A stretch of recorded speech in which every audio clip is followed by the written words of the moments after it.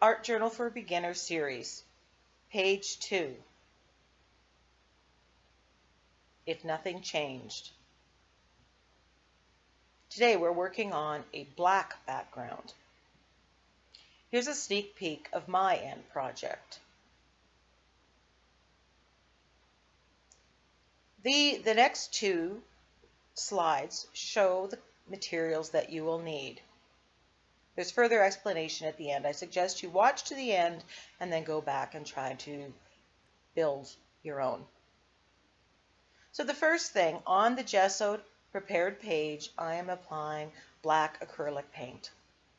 And I'm spreading it this time with a brush. And I'm just looking for even coverage.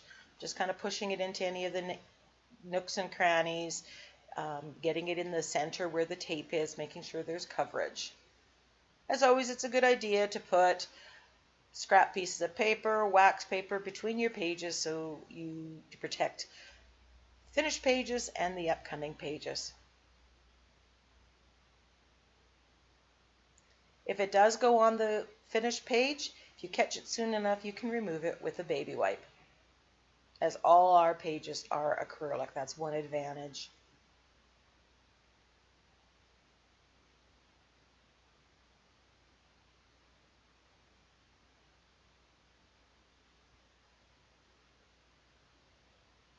In the next step, you'll see me using a lint roller that has ripped pieces of fun foam stuck on it.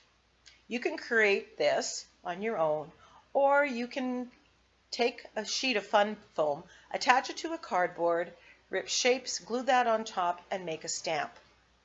Alternatively, you can dab the paint on with a makeup sponge and get a similar broken glass kind of effect.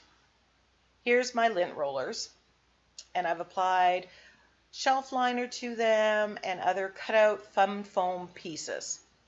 Here's the one I'll be using. It's just ripped off pieces. This has been cut with a puzzle punch. These were pre-bought shaped flower shapes, and these were cut out of fun foam. You can make all of these on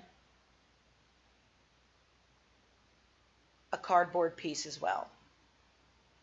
Just showing you a few of the stamps that you can make. These are pre-purchased packs of flowers and packs of butterflies and bugs, and I have an ocean one, fish.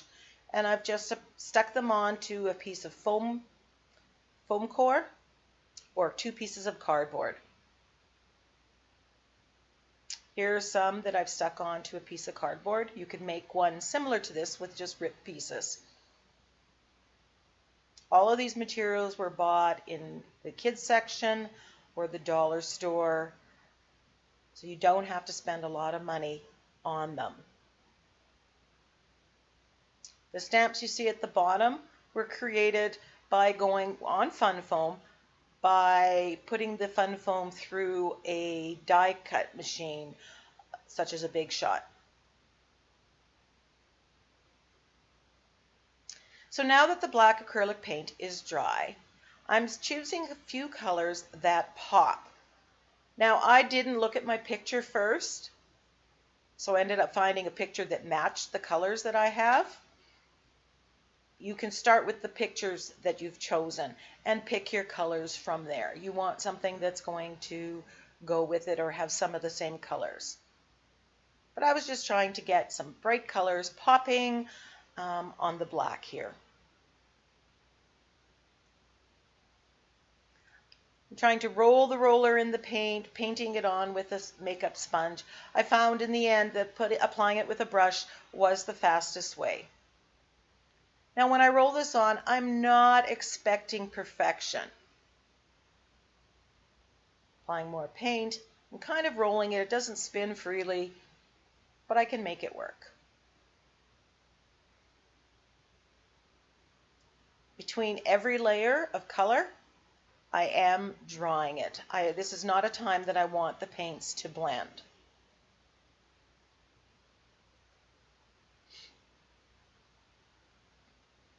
This would look especially good if you had some neon paints.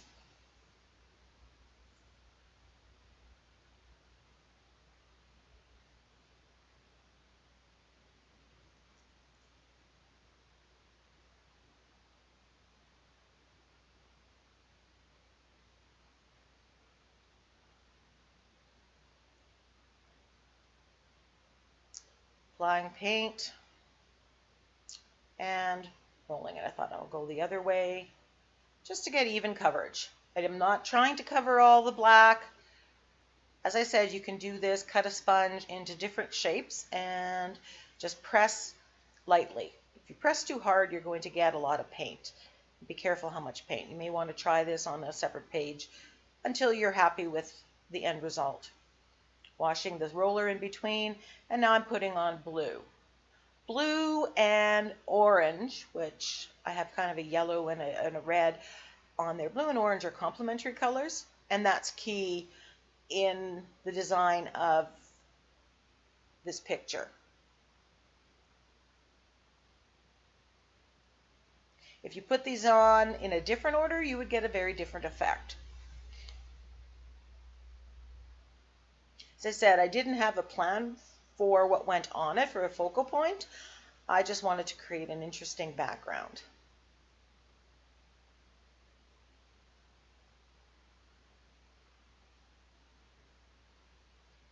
I went through my pictures and I found I wanted to do something in nature, which will be the prompt that's given to my students, but you can pick anything.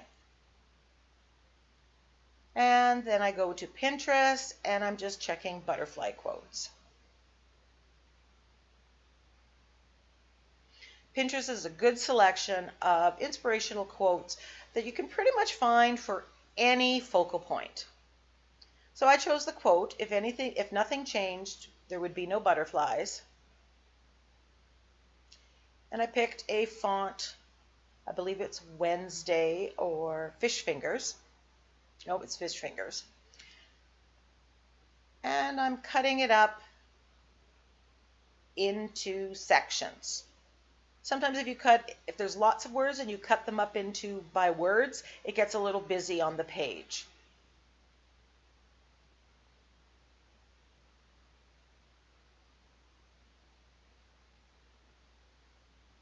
And just rearranging the words. Before I glue anything down, I'm just going to get an idea where I want things to go.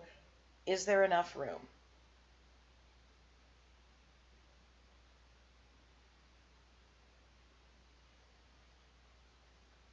So using Mod Podge, I'm going to adhere the butterflies and the flower pictures down. At this time, I did not alter the pictures at all. That is something that you can do. Often you can change the color or shade the pictures to give it more definition. I didn't for this stage, but you can do that.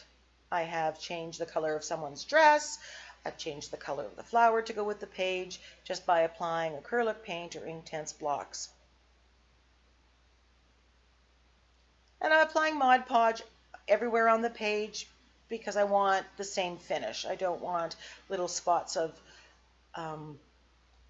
shine where there isn't shine other places. Just making sure I have enough room.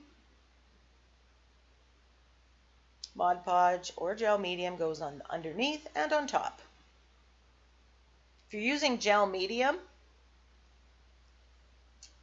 typically you won't have to paint over the whole thing. You won't be able to tell. So a lot of the quotes that you pre-buy already made have sketchy lines around them as part of the stamp. So that's really easy to duplicate. Here I have a Micron pen. It is a permanent pen. That's important because you don't want it to bleed later. And I'm just sketching lines, very sketchy, choppy lines all the way around the pieces of text.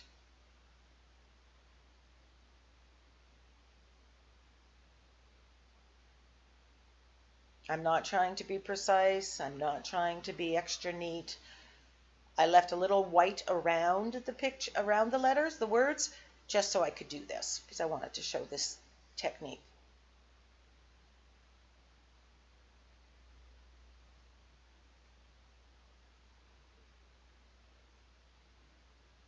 Making it darker, building up.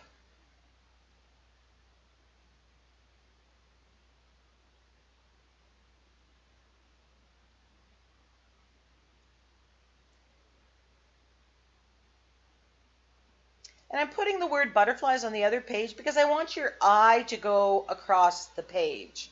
It kind of trains your eye where to go. So the placement of the quote does matter. I think one of the things that happens a lot in a lot of art journal pages, people pick quotes that are too small and they look too small for the page. So I found since I started going bigger that I'm happier with my page, that it seems somehow more balanced. But again, that is a personal taste. What I like may not be what you like. If you were going to do this in your own printing or handwriting, do it on on an extra page, do the sketchy lines around it, and then adhere it.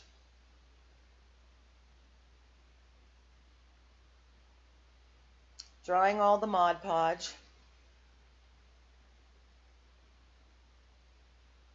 You can also color the paper that the letters and words are on. I often do that. This time I chose to keep it white because I liked the white. It matched because the background was so dark. But you can color it just by stamping or painting a diluted acrylic paint on top of it and then drying it.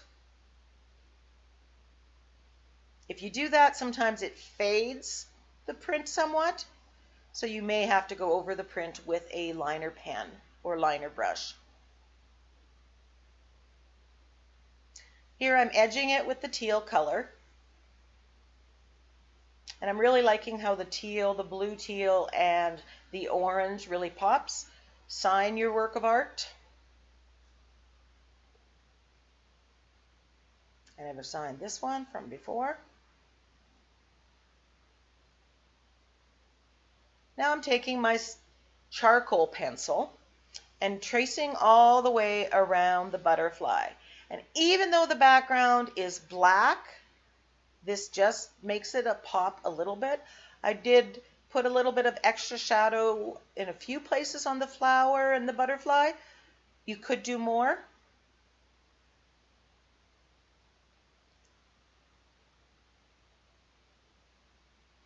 This kind of helps things all blend and look like they belong on the same page, like that's where they were created. So doing the same around the words.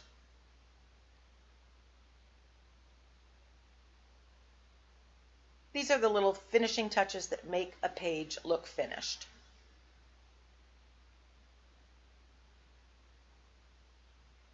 Then I'm diluting some white acrylic paint, mixing it with a brush, and then I'm going to bang that brush with another brush to get white splatter.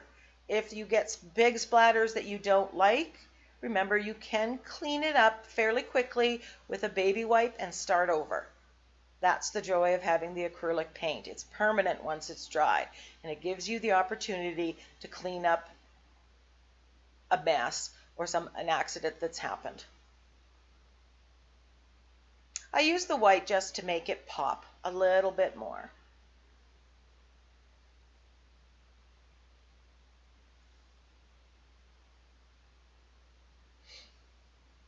So there I'm showing the complementary colors, why this page works.